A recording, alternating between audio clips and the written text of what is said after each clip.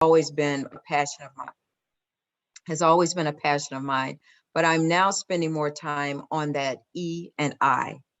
You know, when you think about inclusion, it's about belonging, feeling like you belong in a community or an organization or with a group of people, that you're bringing out the best in those experiences. So being able to say I belong is important to me. And that's Oh no, I know she said her connection might be weak. Paulina, thank you so much for the reminder to record. We did intend to record from the beginning. And for some reason, I can't engage with actually chatting people in my chat. So I will say it verbally. Thank you. All right, yes, Valerie, can you hear us? I can hear you, and I know that Valerie will come back in. There she is. There she is. Valerie, where you last left off was the importance of belonging. Yeah, my internet did just what I thought it would do. It kicked me out. But the belonging part is the inclusion piece that is so critically important to making sure that everyone feels like they have a seat at the table, and not just have a seat at the table, but have the opportunity to give their point of view. So there's a saying that says, you know, diversity is being invited to a party. Inclusion is being asked to dance. So you're not just being invited to the party, but you're invited out into the floor to have the enjoyment and the interaction. So that's important to me. And the equity piece is equally important, because that talks about bringing the fairness of compensation, the fairness of development, the fairness of having your voice heard. So all three of those are critically important to me, and I'm very passionate about each and every one of those aspects of it. So anytime I can get in front of audiences or learn more about diversity, equity, and inclusion to advance this conversation, I welcome it. And I feel confident that you will learn from the voices in this room as we move towards the share out towards the end. I think what's going to be really helpful is to share. I know that Coke, when they did choose to change their ways, of course, human resources was an important enabler. And naturally, what happened was changing the performance metrics. So can you say a bit about how, because every organization does some type of performance review, how do you move from that just being checking a box, we're complying, to a deep commitment to we're diversifying, we're including, as you say, at the table, voices at the table, and it's fair? Talk about how you go from a compliance process to a commitment culture. Yeah, as you mentioned early on, the Coca Cola Company has been on a journey. In 1999, we were hit with the largest discrimination lawsuit in the country. And ever since that day, that period of time, Coca-Cola has been on a journey. And I will be the first to say, Coca-Cola has not always gotten it right. But when asked to face on the challenges of our organization, the leadership has stood up and they've taken a position, a very strong position. Right after that lawsuit, we brought in a team of consultants that helped us to position ourselves to recover from that. I've been with the company 2 years, by the way. I joined the Coca Cola Company in 2019, just before the pandemic, but I am as much a part of helping to advance this work as those who were here during that period of time. In 2000, we stood up a diversity, equity, and inclusion office for the first time. In 2001, we started a supplier diversity program to make sure that we were allowing and enabling diverse companies to partner with us in our diversity spend with external contractors and companies. And we went on a journey. When you talk about performance rating, we don't have performance ratings in our organization today. We now have what's called performance enablement, which allows a conversation between employees and their leaders about where they are as it relates to the expectations of their performance. And they can have real-time conversations every month in preparation for end-of-year considerations and performance payout and differentiation of top performers and those that are considered core performers. And there are no surprises related to those who are not performing. There have been enough conversations along the way so people really understand where they may have gaps in performance. And that has yielded some tremendous results. We do still have pockets of the organization where those conversations are not happening and or they are not as meaningful and as rich as they need to be. So we are continuously following up with our leadership teams to make sure those conversations can happen. It is really important for us to make sure we've got succession plans throughout the organization so that we're building pipelines of talent that we are preparing to move into more senior level opportunities.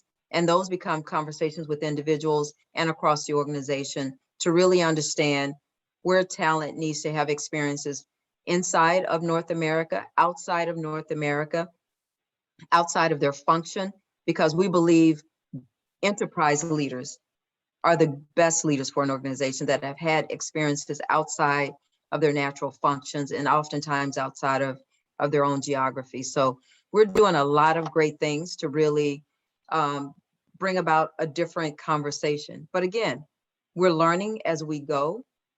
We don't always get it right, but when we understand we've got some things to work on, we will address it and we bring it to the right leadership level. And the conversations we're having with our associates, it really is about storytelling so that our associates know what we're doing, why we're doing, and the right rationale for different programs and processes that we're putting in place to address diversity, equity, and inclusion. So I'm hearing you say that one of the things that Coke does is not performance management, but performance enabling. Yes. And enabling performance in the direction of developing leaders and communicating what is expected, both from those who are not in a formal leadership role, but from the members of the entire organization. So what would be some examples of what gets communicated in terms of, what's expected, and particularly as it relates to the importance of diversity, equity, and inclusion? Yeah, we're doing a lot of things differently where we communicate both internally and externally more effectively and more timely around the things that we expect inside of our company, but also as we look out into the customer and the bottlers that we do business with to make sure diversity, equity, and inclusion is at the forefront of everything that we do. Examples of that is when we're recruiting. We ensure that we have a diverse slate of candidates that we're considering for roles, and we slow down the recruiting process to make sure we've got given full consideration for gender, ethnicity, backgrounds, internal and external candidates. We also make sure we have a diverse interview team because we believe that there's less bias when there's representation across gender and ethnicity, even on the interview panel for meetings, and in particular for our more senior level roles from our director level and above. That holds true, and we're trying to take that down further into our organization so that we make sure that we're reaching a more diverse population and giving strong consideration, because we recognize that diversity and equity and inclusion is not just the right thing to do. It really is a competitive advantage. When you've got all the different perspectives, points of view, experiences, and backgrounds at the table when making strategic decisions, there's data that suggests a company is far more suited for growth with those different points of view versus having everyone thinking the same way, everyone aligning in the same way. It really does bring about tremendous value there. We're starting to partner with external organizations, historically Black colleges and universities, organizations such as Prospanica, National Black MBA, organizations that are focused around our Asian population, bringing more visibility to our veteran population, to our disability community, our LGBTQ. We want to bring everyone to the organization so that we can have the best advantage for bringing forth innovative thinking. We believe people should be able to come into the Coca Cola Company and anywhere with their whole self. and not have to check who they really are at the door. I remember early in my career, there were times I felt like I needed to assimilate and not be who I truly am. I am an HBCU graduate. I am an African American woman, and I don't apologize for that. And I'm even less apologetic when I'm in a room to say, this is who I am. These are my experiences. And I welcome to hear others, but I ask you to be open to hearing my point of view. And that's what we really want to encourage at all levels of the organization, to feel like you're bringing your whole self to work. You're not having to check anything at the door. So Valerie, you know, these are people who are committed to a program of study, earning an advanced degree on behalf of being able to make a meaningful contribution, and also on behalf of being able to join an organization that they're, you know, happy to be a part of. What advice would you give them for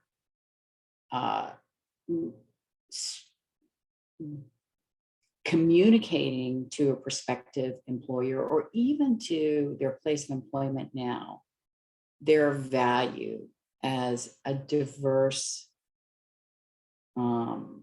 candidate, or a diverse prospective leader, or if they're in a leadership role now, their diversity leadership? So I guess what I'm trying to say is, you know, what advice do you have for helping them show up strong and show up as genuine contributors in this, you know, really important area of DE&I? And organizations are looking at this now.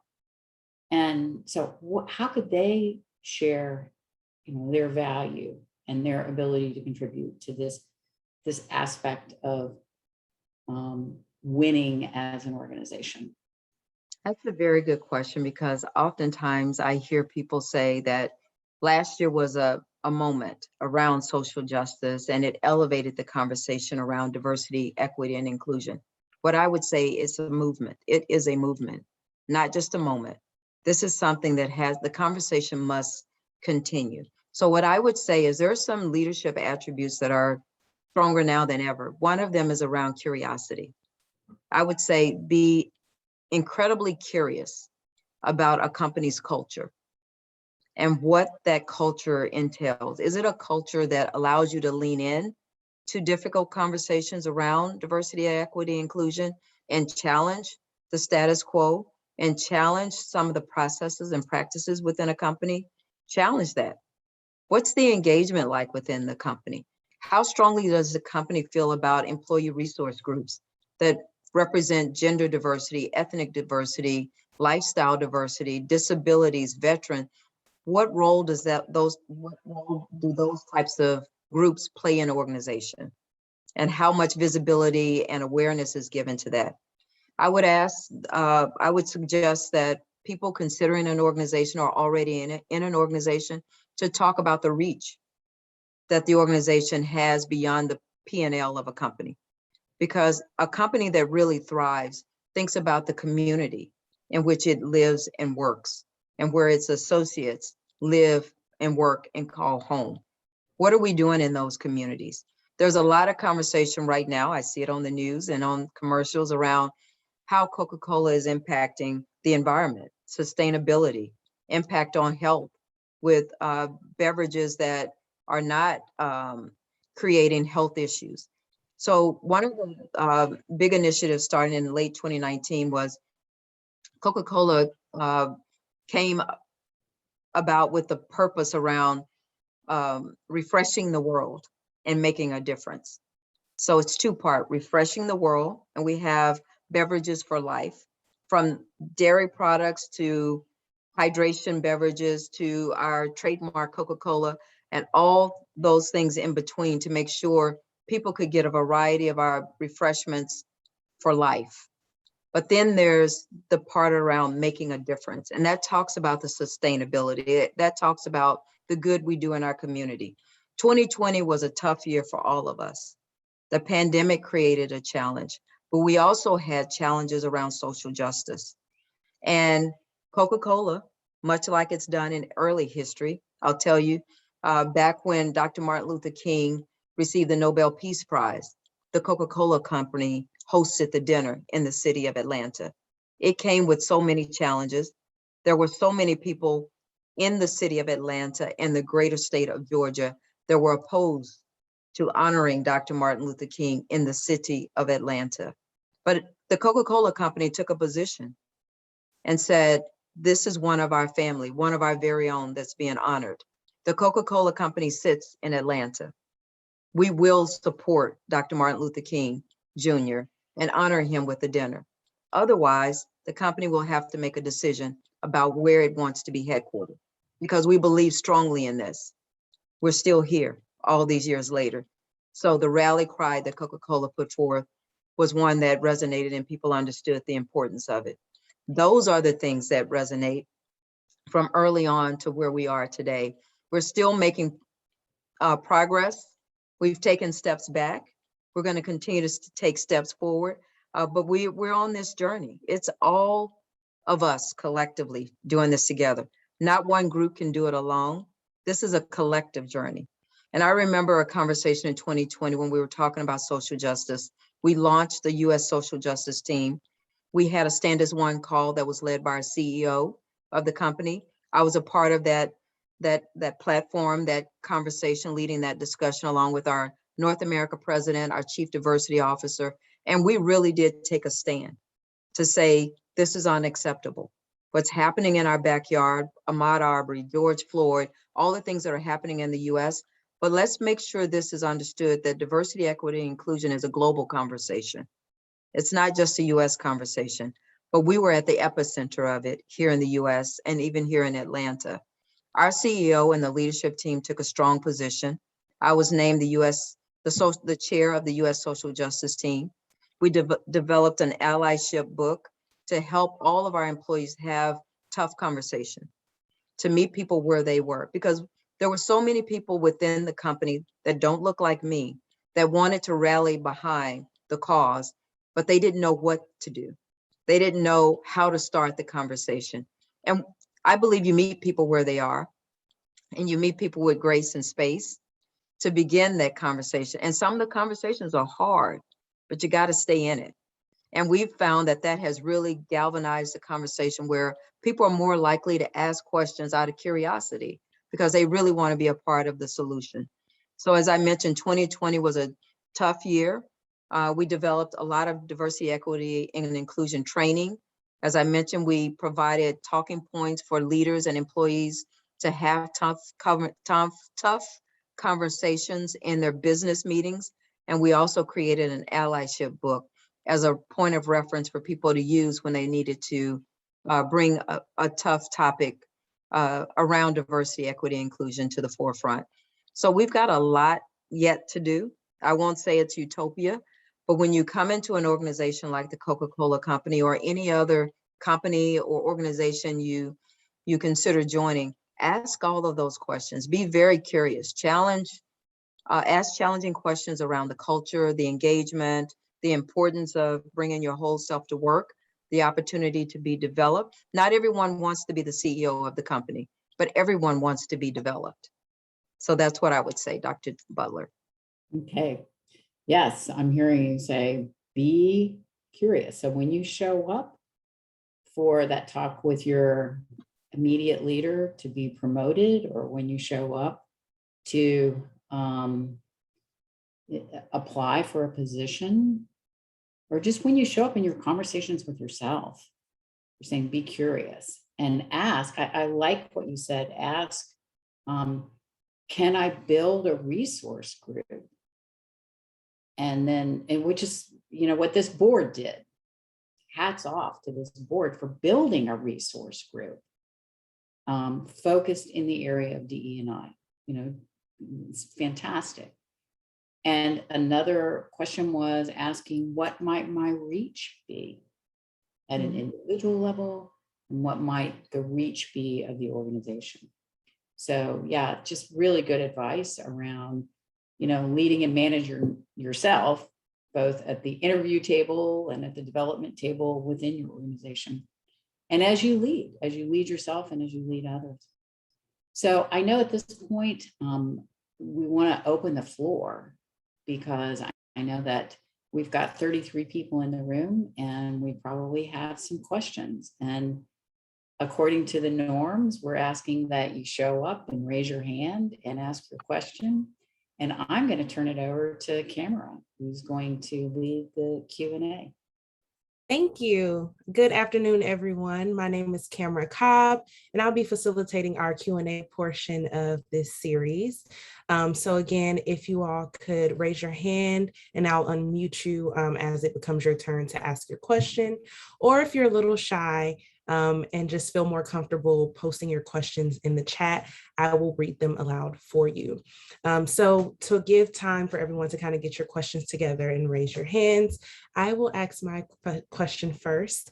And that is, what effects have you seen within the Coca Cola Company in terms of growth and revenue after incorporating a lot of the DEI practices that you spoke about today?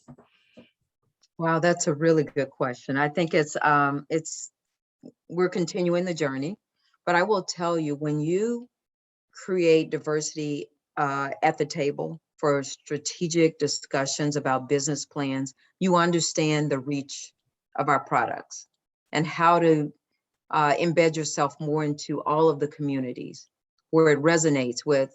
Why would a person choose Coca-Cola? And how we make sure the African American community, the Hispanic community, the Asian community, our LGBT, they all need to see how Coca-Cola embraces different diverse population. The advertisement, if you look at our advertisement, we had gone away from television advertisement for a period of time and had gone to more print or apps for digital. And we realized that there's still a need for us to be visible in all demographic and making sure that we didn't limit ourselves, because there's some population, especially in the marginalized group, that don't have the digital application, but they still want to hear from us. They want to hear about the things that we're doing. So we had to really create that visibility.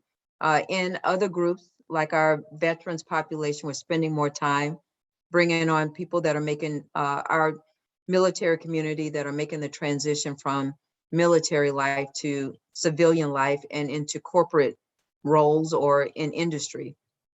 All those things have been tremendously impactful to our P&L because of, one, it creates the demand for our products, but it also helps individuals to want to partner with us on the good that we do in the community as well. When we're doing things with charities, we have organizations and different demographics that want to join us for that. So again, we want to make sure that our impact in the communities is far beyond what we're doing for our P&L, for our business growth. But what are we doing to make sure the community feels what we're doing and it's making life better for them in their community? So we're still on that journey.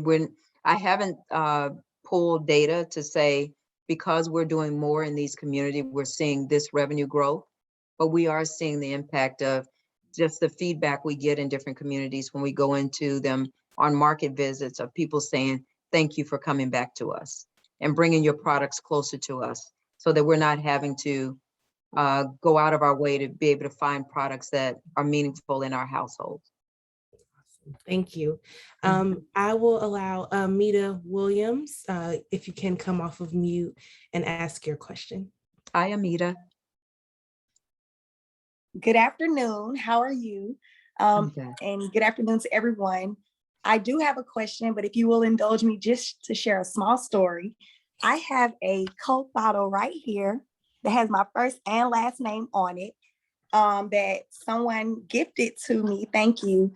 After they came to my house and they drank a small Coke can that I had gotten from Six Flags that had my name on it. Obviously, my name is Amita, so I can't just find my name when they had all the Coke cans and stuff like that. So that Coke can was really meaningful to me. And when someone drank it, I was like devastated, because I'm like, I'm never gonna find another Coke can. So they went through the effort of getting this Coke can for me. And so obviously I keep it very near and dear. And if anyone ever drinks this, I'm gonna be so upset, right? And I just wanted to share that story to say, how do you all make sure that you keep people in the room having those conversations that say, What about the person who's not going to find their name on the Coke can? What are we going to do to include them, to diversify their experience? Because I'm from Atlanta, born and raised, and I'm a product of the city and all of that. And so when people try to, if I ever go somewhere when I'm traveling the world, and I also used to live in Argentina, but when I'm traveling the world and people offer me Pepsi, I'm like, Pepsi is not Coke. Like, it is in my blood.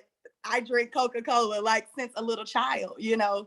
And so I think that it is important to make sure that people are included. So how do you, as a company, continue to have that conversation to say, let's not forget about, you know, yes, Amy and Ashley will find their name, but what about Amita? Yeah, and that is a part of our ongoing conversation. So Amita, thank you so much for sharing that. I could actually share a similar story. I couldn't find Valerie, and I was like, I thought that was more of a common name, but so making sure that we include all demographics in our products and in that regard. So we're doing more around that. We go to different ethnic events, like we're at Essence. We're presenting sponsor there, and we recognize when we go to Essence, we need to have a broader range of opportunities for people to have our product and have their names on our product, because people do get excited when they see it's called Share a Coke that has their name on it. It really becomes personal for them. So I loved hearing your story, because I think I've heard that story more times than not. Even when I go back to HBCUs, they say, where are the names that resonate with us? When I go into the Hispanic community, same thing, in the Asian community. So we are continuing to do work that when we show up at different venues and different geographies, that we bring more of what that community represents. And I think that's something we need to continue to consider. Right now, it's more of the mainstream names that you see that are more popular names because they move off the shelf. That's why you see more of the more common names that you hear around. But you bring up a very good point. So as we start to go into these different organizations and different communities, we have to make sure people feel like it's authentically about them as well. Sorry, and if I could just spin off of that, another flip side of that my mindset is that a challenge to you would be to put the unsung heroes, where if somebody picks up a Coke bottle, they Google, well, who is Martin Luther King Jr.? Who is Amita? Because I have a website, so they would be able to find me and find out who I am. And I think that's a challenge to Coke as well. You know, that's a really good point. If I could just do a sidebar right now, this past Sunday, today's Tuesday, Sunday, I had the honor of hosting Ambassador Andrew Young and his wife and another civil rights leader at my home. And to sit and hear these legends and icons talk about their journey and really tell their story and talk about Dr. Martin Luther King as if it was me talking about my sister. They kept saying, and when Martin said go, we went. And it was just uplifting for me. The one thing they said was, to your point, Amita, is make sure you can continue to tell our story. Ambassador Young will be 90 years old in March.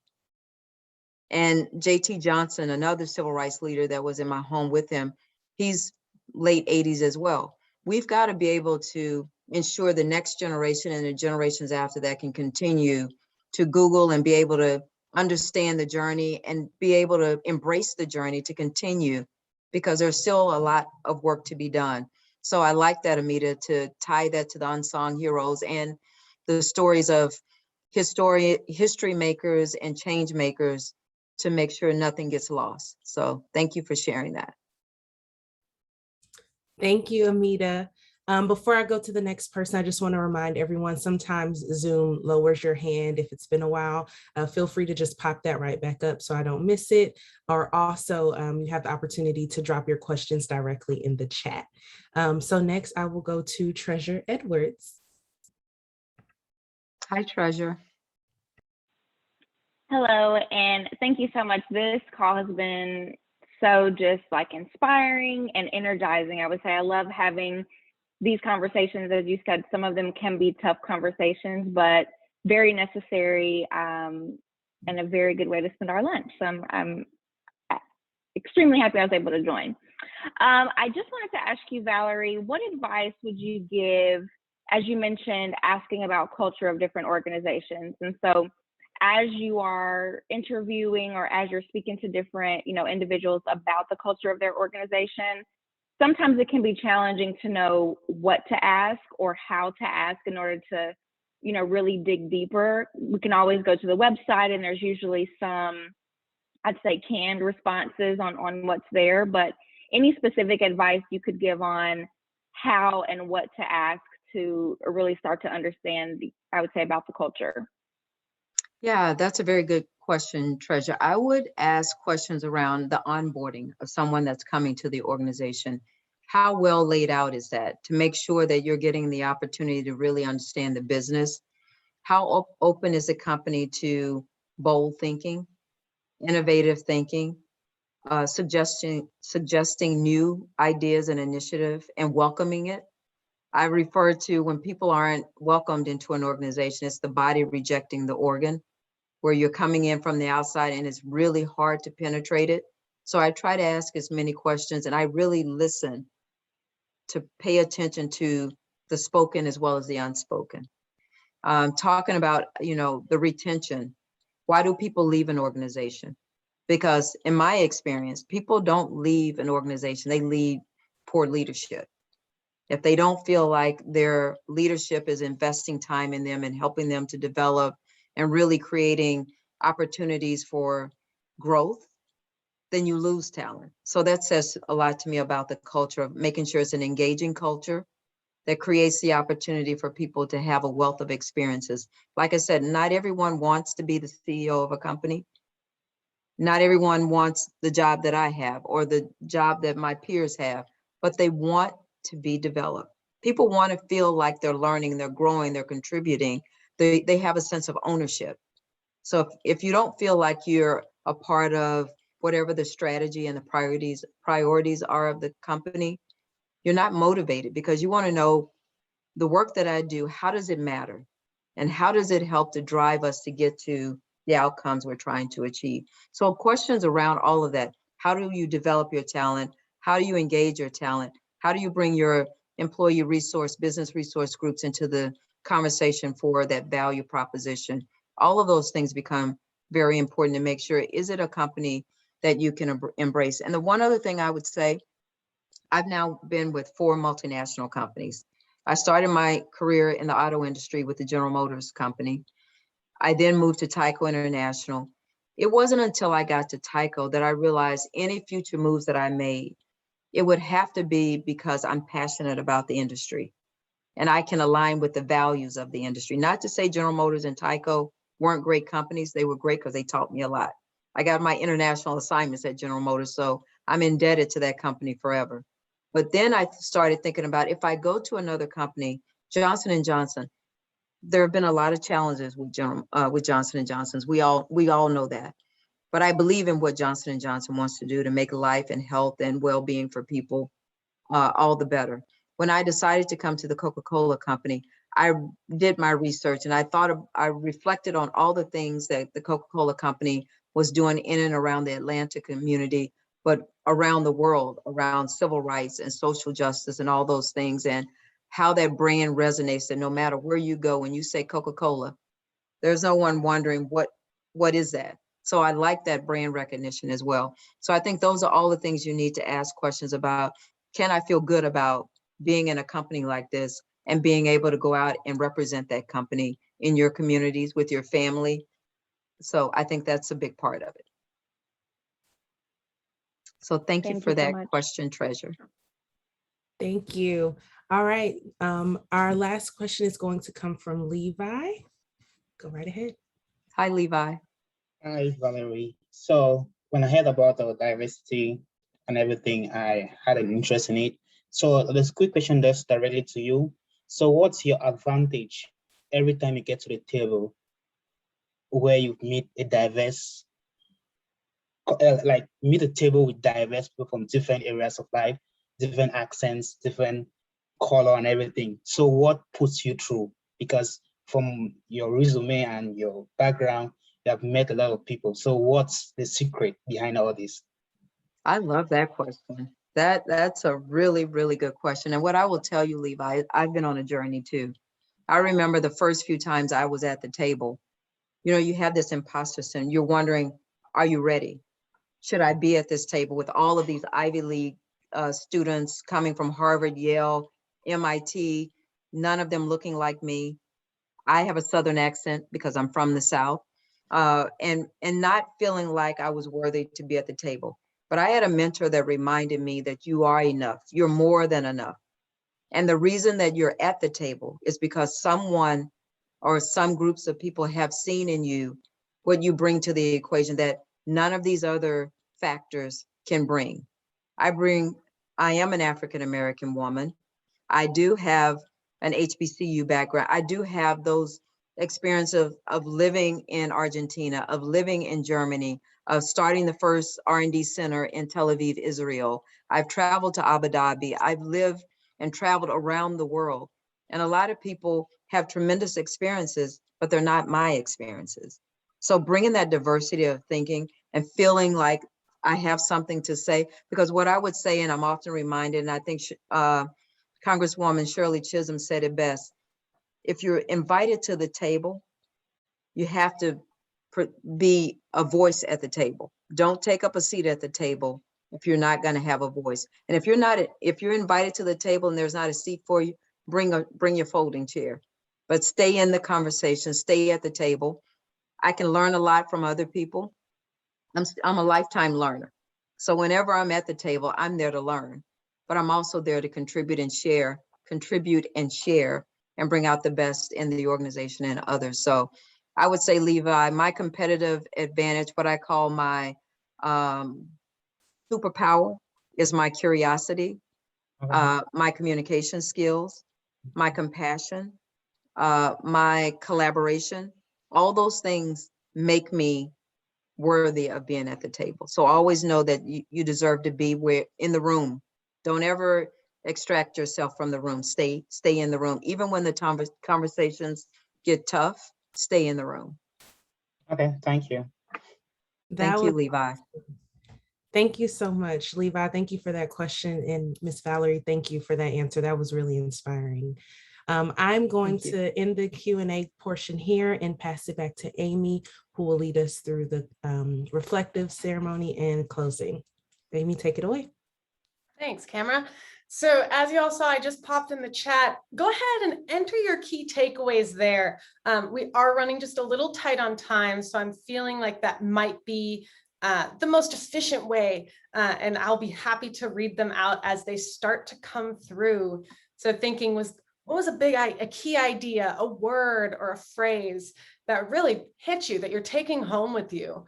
And I'm happy to share mine first. I have a few written down, but I loved, Valerie, when you said the more perspectives there are is going to make a company better suited for growth. Because what resonated with me about that is really that, how do you have the conversation? How do you influence a higher up to take this seriously? And that just seemed like a leverage point. And I thought that was really valuable.